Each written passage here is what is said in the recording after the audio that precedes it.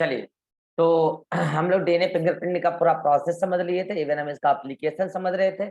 और एप्लीकेशन में भी हम पहला एप्लीकेशन तो इसका समझ चुके हैं। और पहला एप्लीकेशन क्या था, याद कीजिए, आइडेंटिफिकेशन ऑफ पर्सन्स और criminals in forensic science.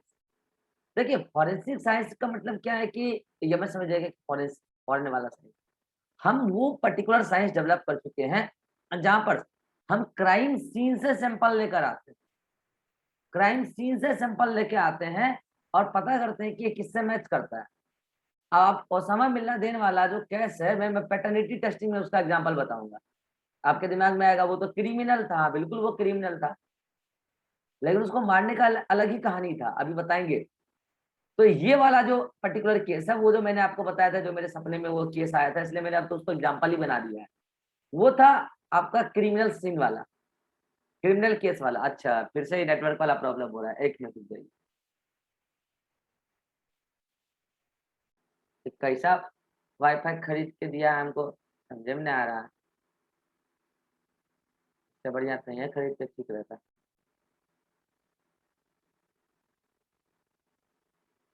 Mobile से कर रहता है।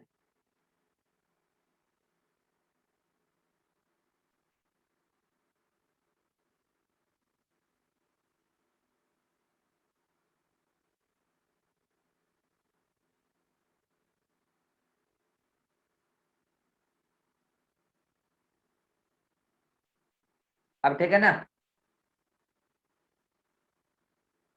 अब ठीक है ना। यस।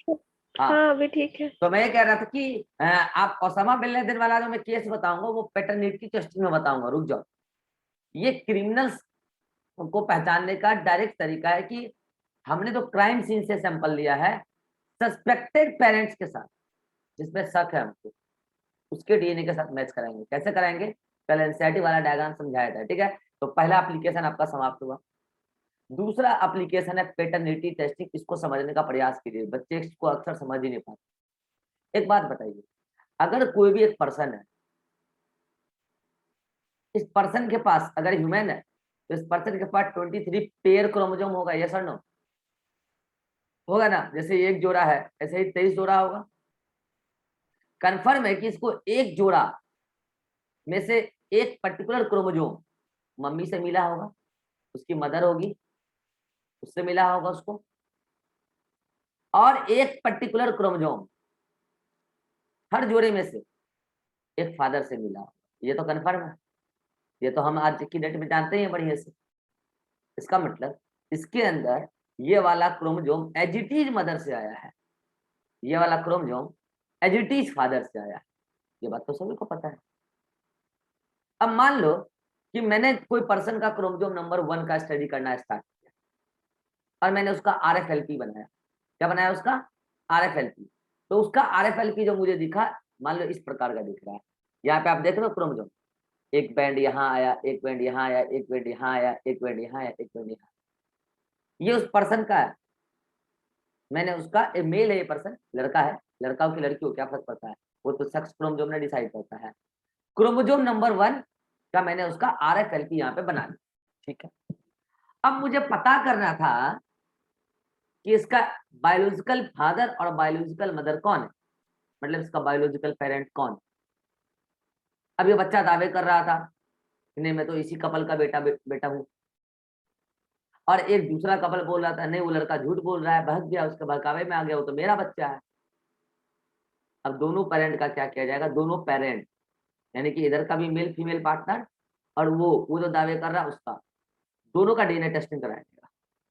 कुल मिला के डीएनए प्रोफाइल तैयार किया जाएगा। और इस बच्चे का तो करके रख ही लिए। अब जैसे देखो कि मान लो कि दोनों दंपति का, दोनों पेरेंट्स का हमने किया डीएनए टेस्ट, उसमें से एक देखो ये फादर का और एक देखो ये मदर का आया। अब बताओ, इसमें फादर का जो एक क्रोमोसोम एक जोड़ा है 1 वाला, उसमें एक तो आरएफएलपी का पैटर्न बिल्कुल ही अलग है, जो इसके दोनों में से कोई क्रोमोसोम से मैच नहीं कर रहा। लेकिन एक ऐसा है जो मैच कर रहा है, होल्ड कीजिए, ये वाला मैच कर रहा है कि नहीं कर रहा है, ठीक है। तो यहाँ से थोड़ा बहुत डाउट आया, शायद ये पेरेंट होगा, होल्ड करो। अब आ जाओ मदर में, मदर में 4 को बैंड आया, ऐसा तो कहीं है नहीं, तो ये तो मैच किया नहीं। 2 को बैंड आया, मैच किया है, यहाँ मैच किया है। यहां से ये पता चला कि ये बच्चा में जो क्रोमोजोम आया है, ये तो कन्फर्म है कि एक मदर से आएगा, एक फादर से आएगा। और क्रोमोजोम 1 में कौन सा मदर से आया है, कौन सा फादर से आया है, ये भी पता चल गया कि ये वाला इसकी मदर से पूरा की तरह पूरी की पूरी तरह मैच कर रहा है और ये वाला फादर से मैच कर रहा है।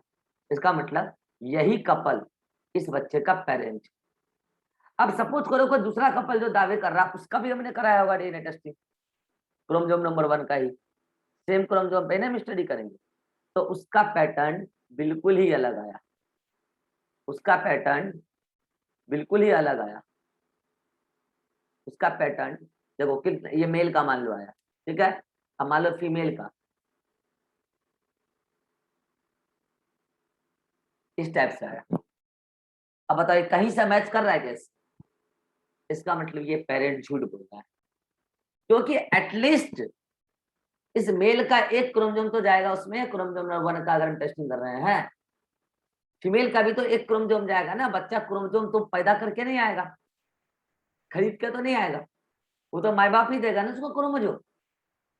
हम इस तरीके से पैटर्निस्टी टेस्टिंग टेस्टिंग कर लेते हैं। ऐसे केसेस आपको कई बार मिलेंगे हॉस्पिटल वगैरह में, मैंने बोला था ना, कई बार क्या होता है नर्सेस बच्चों का हेरफेर कर देती है पैसे लेने के लिए, सुंदर बच्चा इधर से उधर कर देती है, तो उस केस में ये डीएनए फिंगरप्रिंटिंग काम आता है। रियल पेरेंट कौन है पता ही नहीं चलता, क्योंकि जिस टाइम बच्चे का डिलीवरी हुआ नर्सेस ने हेरफेर कर दिया बच्चे का। एट द सेम टाइम दो अलग अलग बगल वाले कमरे में दो लेडी का डिलीवरी हुआ, तो एक सुंदर बच्चा था उसको उठा के इधर रख दिया, उसको उठा, अब भाई जो उस टाइम जिसको डिलीवरी हुआ तो उस टाइम बेहोश थी, अब उसको खुद को यकीन नहीं हो रहा कि मेरा बच्चा ऐसा कैसे आ गया, या मान लो बच्चा विकलांग आ गया, उसको खुद को यकीन नहीं हो रहा मेरा बच्चा विकलांग कैसे आ गया, तो अब वो क्लेम करेगी। हॉस्पिटल प्रशासन प्रशासन अगर सीसीटीवी रखा है, सीसीटीवी तो रखेगा नहीं ना डिलीवरी रूम में, तो अब हॉस्पिटल प्रशासन के पास एक ही बात बचता है क्या, डीएनए प्रोफाइलिंग कराए दोनों पेरेंट का और बच्चे का, जिससे मैच कर जाएगा वो उसका रियल पेरेंट है। अब आते हैं हम उस केस पर, किस पे, ओसामा बिन लादेन वाला। अब बताइए इस कहानी से क्या पता चलता है आपको, एक बात पता चला कि नहीं चला? इस कहानी से एक बात आपको पता चल गया, कोई भी पर्सन इस दुनिया में अपने आरएफएलपी का 50% सिमिलैरिटी एक पेरेंट से दिखाता है और 50% सिमिलैरिटी अनदर पेरेंट से दिखाता है। मतलब उसका जो भी जीनोम है, 23 क्रोमोसोम है ना, 23 जोड़ा, तो 23 क्रोमोसोम का सिमिलैरिटी उसके फादर के साथ होगा और 23 का उसके मदर के साथ। तो आप बोलोगे, आपके मन में आ रहा होगा सर तब तो सारे भाई बहन का आरएफएलपी सेम हो जाएगा, आया डाउट? अब डाउट आया होगा सर, अगर ऐसा है तो हम तो तीनों भाई बहन अपने ही माँ बाप के हैं, और अगर मेरा माँ बाप से 50% मैच कर रहा है तो मेरा भाई बहन का भी करेगा, बिल्कुल सही बात है करेगा, लेकिन आप दोनों का आपस में सेम नहीं होगा। आप बोलोगे ये कैसे हो सकता है? हाँ बोल रहा हूँ ना, मेरा भी मेरे माँ बाप से 50% आरएफएलपी मैच करता है, और मेरे भाई का भी करता है, मेरी सिस्टर का भी करता है, लेकिन मेरा आरएफएलपी भाई से भी अलग है और बहन से भी अलग है। ऐसा कैसे? समझिएगा, क्या केवल क्रोमोसोम नंबर 1 का अरेंजमेंट हुआ है? नहीं, ऐसे 23 क्रोमोसोम, 23 हो रहा है ऐसा, ऐसा एक नहीं 23 हो रहा है। मान लो ये क्रोमोसोम नंबर 1 का जोड़ा है, ये 2 का जोड़ा है, ये 3 का जोड़ा है, ये 4 का जोड़ा है। अब भाई ये मान लो कि एक फादर है और एक मदर है, मेरे अंदर जो ये वाला क्रोमोसोम आया है क्रोमोसोम नंबर 1 में, हो सकता है मेरे अंदर ये मदर से आया हो, मेरे भाई में फादर से आया हो। मेरे अंदर ये वाला जो आया है फादर से आया है, लेकिन हो सकता है मेरे अंदर फादर से आया हो, भाई के अंदर मदर से आया हो, बहन के अंदर मदर से आया हो। चलो मान लेते हैं कि मेरे अंदर भी मदर से क्रोमोसोम नंबर 1 का ये वाला, मेरे भाई में भी मदर से, मेरी सिस्टर में भी मदर से, और ये वाला फादर से, चलो मान लीजिए। क्या ऐसा एक जोड़ा है? कहीं ना कहीं तो धोखा होगा, यस और नो? अरे मियोसिस जब होता है, क्रोमोसोम जब अरेंज होता है प्लेट पर, तो 23 को तो रेंडमली अरेंज हो गया, यस और नो? ये वाला इधर आएगा कि ये वाला इधर आएगा ये तो फिक्स नहीं है। फिर गैमीट भी कौन सा फ्यूज करेगा फर्टिलाइजेशन के दौरान, ये भी फिक्स नहीं है। मान लो कि पर्टिकुलर एक जोड़ा सेम रहा मेरा और मेरे भाई बहन, मान लिया मैंने, चलो चलो मान लिया मैंने चोरी किया और अंजाम लग रहा है किसी और भाई पर, और भाई का फिंगर प्रिंटिंग मैच कराया गया क्रोमोसोम नंबर 1 से, तो मैच कर गया, लेकिन वो फिर भी दावे कर रहा है कि दोबारा डीएनए टेस्टिंग हो। क्यों दावे कर रहा है? क्योंकि वो चोरी किया ही नहीं है, चोरी तो मैंने किया था। तो हो सकता है मेरा क्रोमोसोम नंबर 1 और 1 का दोनों का आपस में आरएफएलपी मैच करे, तो दोबारा डीएनए टेस्टिंग होगा। इसलिए जब हम पहली बार डीएनए टेस्टिंग करते हैं ना, एक नहीं कम से कम 4-5 को सैंपल ले लेते हैं रैंडमली। जैसे उस दिन याद कीजिए लिया था क्रोमोसोम नंबर 6, 2 और 17, ऐसा कुछ लिया था, याद है? रैंडमली ले लेते हैं। तो ऐसा ही मान लो कि ये वाला मैच कर गया, तो कोई बात नहीं, अब 4 नंबर वाला एक बार चेक कर लेते हैं। मान लो ये मैच कर गया, कहीं ना कहीं तो डिफरेंस होगा ही, कहीं ना कहीं तो डिफरेंस मिल ही जाएगा। इसलिए हम लोग क्या करते हैं, एक साथ 23 क्रोमोसोम का भी आरएफएलपी तैयार कर लेते हैं। काहे के लिए बार बार खर्चा करेंगे? एक ही बार में आपको पता चल जाएगा कि कहाँ सिमिलरिटी है, कहाँ डिसिमिलरिटी है। मेरे पूरे 23 का आरएफएलपी एक साथ बना, समझ रहे हो? इस पूरे 23 का आरएफएलपी एक साथ बना, ये मेरे फादर या मदर में से किसी एक से मैच कर जाएगा, ठीक है? और इधर पूरे 23 का फादर या मदर में से किसी एक से मैच कर जाएगा, हाँ कंफर्म कर जाएगा। लेकिन मेरा ये 23वां, ये जो पूरा का पूरा 23 है, ये पर्टिकुलर 23 मेरे भाई से मैच नहीं करेगा और मेरे सिस्टर से मैच नहीं करेगा, क्योंकि इस 23 में से कुछ ऐसा हो सकता है जो मुझे मदर से मिला हो, जो मुझे या तो फादर से मिला हो, लेकिन भाई बहन को किससे मिला ये बहुत अच्छा, इसी की तो संभावना है कि 10 बिलियन पर्सन में, 10 बिलियन पर्सन में, मतलब 10 बिलियन प्रोबेबिलिटी है कि 10 बिलियन पर्सन में से 2 पर्सन ऐसे हो सकते हैं जो अपना आरएफआईडी एग्जैक्ट सेम रख सकते हैं। इतना तो पॉपुलेशन नहीं है ऐसा तो उसमें। कुल मिला के मैं बस ये कहना चाहता हूँ कि मेरा जो डीएनए फिंगरप्रिंट है, मेरा जो आरएफएलपी है, मेरे मदर से 50% मैच करेगा, अगर मैं एक क्रोमोसोम को लेकर बात करूं।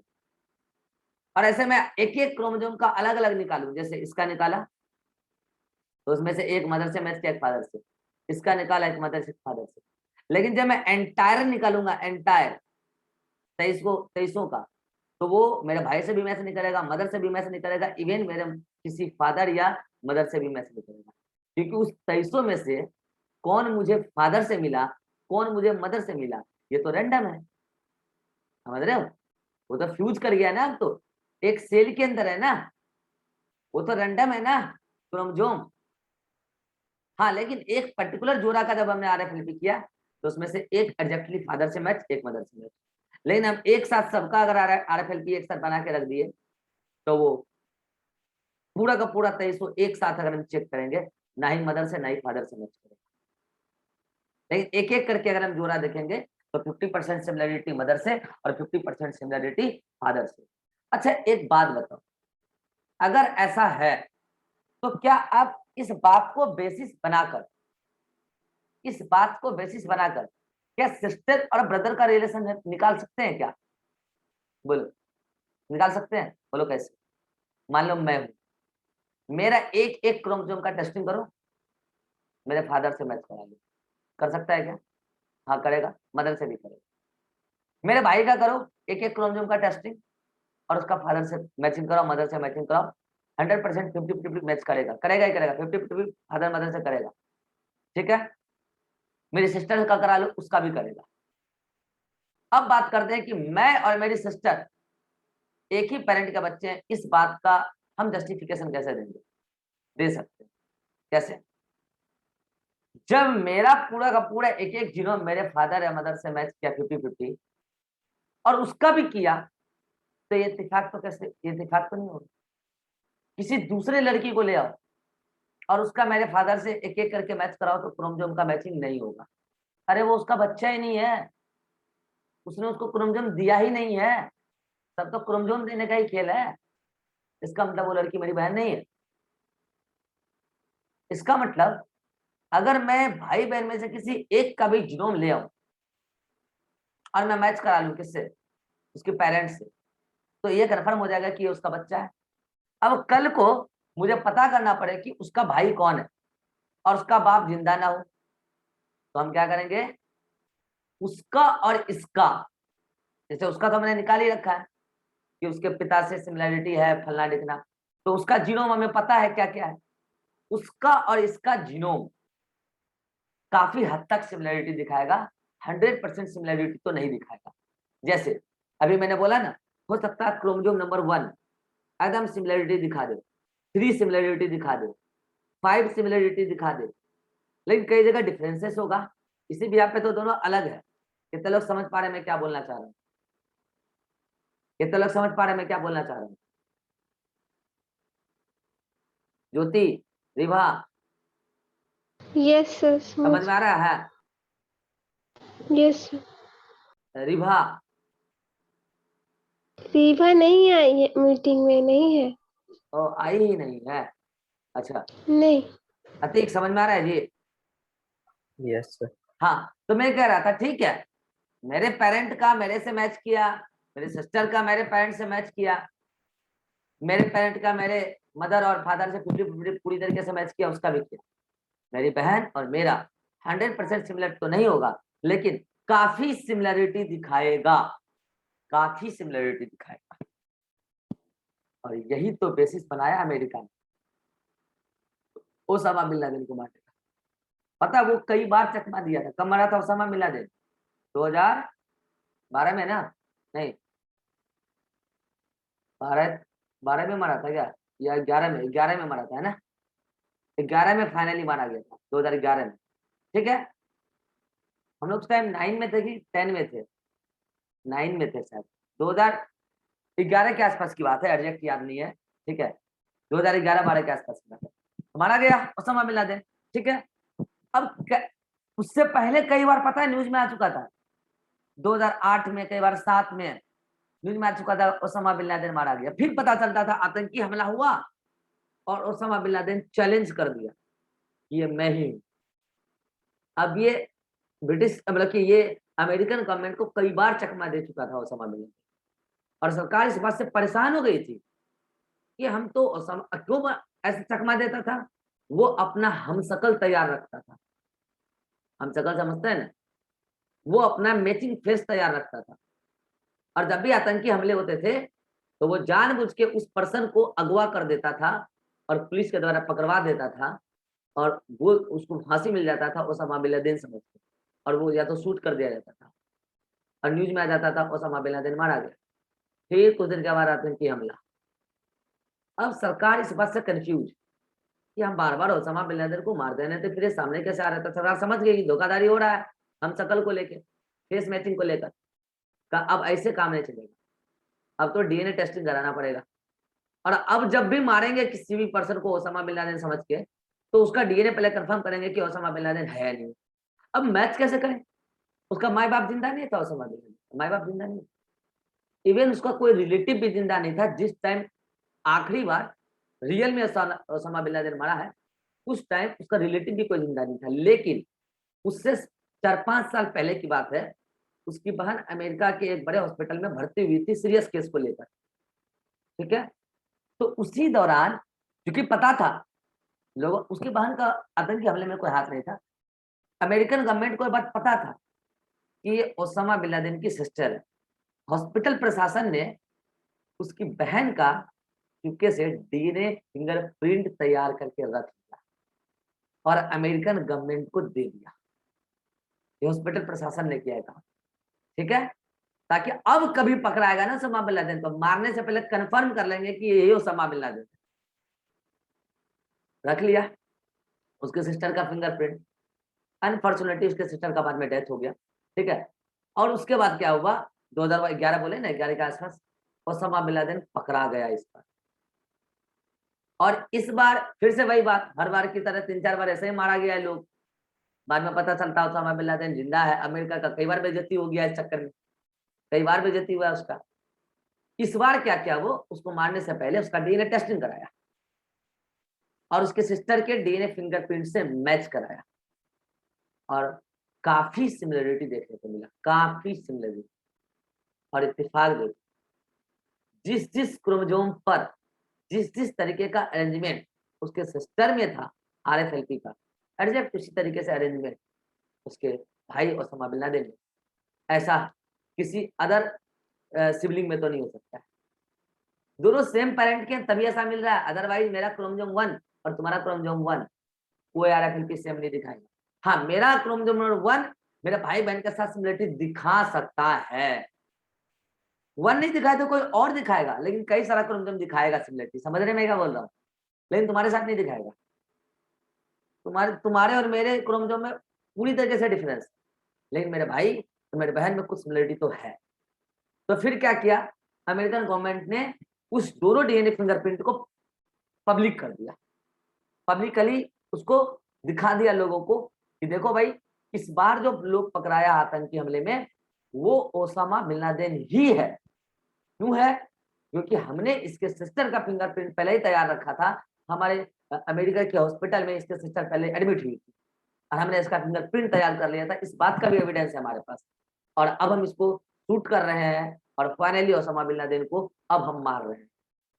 2011 के आसपास की बात है, आज 2021, इस 10 साल में फिर कोई ऐसा आतंकी हमला नहीं हुआ जिसमें नाम ओसामा बिन लादेन का है। अब हम मान सकते हैं कि सच में ओसामा बिन लादेन था। और वैसे भी जब अमेरिका ने DNA फिंगरप्रिंटिंग देके बता दिया तो अब क्या शक करता? भाई ऐसा कैसे हो सकता है कि एक लेडी और एक जेंट्स का मैच कर रहा हो? वाकई वो दोनों भाई बहन थे, और ओसामा बिन लादेन की सिस्टर तो ये बात एक्सेप्ट करती थी कि मेरा भाई आतंकी है, लेकिन मेरा उससे कोई रिलेशन नहीं, मेरा उससे कोई लेना देना नहीं है, मैं नॉर्मल लाइफ जीती हूँ। ठीक है, तो फाइनली देखो ये पैटर्निटी टेस्टिंग में ही आएगा, ओसामा बिन लादेन का केस क्राइम सीन में नहीं आएगा। आतंकी हमले में आप किसी का जाके छुरा भोग के मर्डर नहीं कर रहे, आप तो गोलियां चलाते हो, आप तो बम मारते हो, अब भाग जाते हो वहां से। तो आप क्रिमिनल सीन से आपका सैंपल थोड़ी ना कभी मैच करने वाला है। आप तो सूट बूट भी पहन के जाते हो और फिर हमला करके आते हो तो खोल के भाग जाते हो। तो कुल मिला के बात ये है कि पैटर्निटी टेस्टिंग का एक बहुत अच्छा एग्जांपल है आपके सामने। ओसामा बिन लादेन को मारने के लिए जो अमेरिकन गवर्नमेंट ने यूज किया वो DNA फिंगरप्रिंटिंग का ही यूज किया। यहाँ जाके आपका फाइनली DNA फिंगरप्रिंटिंग समाप्त होता है। NCERT में एक और एप्लीकेशन दे रखा है जो मैंने आपको कल बताया भी था। जब आप हायर क्लासेस में पढ़ोगे तो इवोल्यूशन में हमें कई बार DNA फिंगरप्रिंट हेल्प करता है इवोल्यूशनरी स्टडीज कि ह्यूमन किससे इवॉल्व किया है, इसका क्लोजेस्ट एंसेस्टर कौन है, फिर उसका क्लोजेस्ट कौन है। ये इवोल्यूशनरी लाइन को डिसाइड करने में DNA फिंगरप्रिंट हमें काम आता है। हम जैसे मान लीजिए कि जैसे ह्यूमन है, एक ह्यूमन में एक कम्युनिटी में कौन ह्यूमन कम्युनिटी पहले इवॉल्व किया है, कौन बाद में इवॉल्व किया है, किसका किससे ज्यादा सिमिलरिटी मैच करता है, ये सब कहीं ना कहीं DNA फिंगरप्रिंटिंग से हमें पता चलता है। बाकी इसके बारे में डिटेल चर्चा आप हायर क्लासेस में पढ़ेंगे कि इवोल्यूशनरी बायोलॉजी में DNA फिंगरप्रिंटिंग कैसे यूजफुल होता है। फाइनली DNA फिंगरप्रिंटिंग समाप्त हुआ। मिलिए अगले मीटिंग में, और अगले मीटिंग में हम आपको पढ़ाते हैं जीनोमिक्स, वो भी बड़ा इंटरेस्टिंग था। चलिए, अगर DNA फिंगरप्रिंटिंग में कोई डाउट हो तो आप बोल सकते हैं। Jyoti, Jyoti, no sir. Atiq, no sir. चलिए मिलिए अगले मीटिंग में, इसको पढ़ के खत्म कर लीजिए जल्दी से।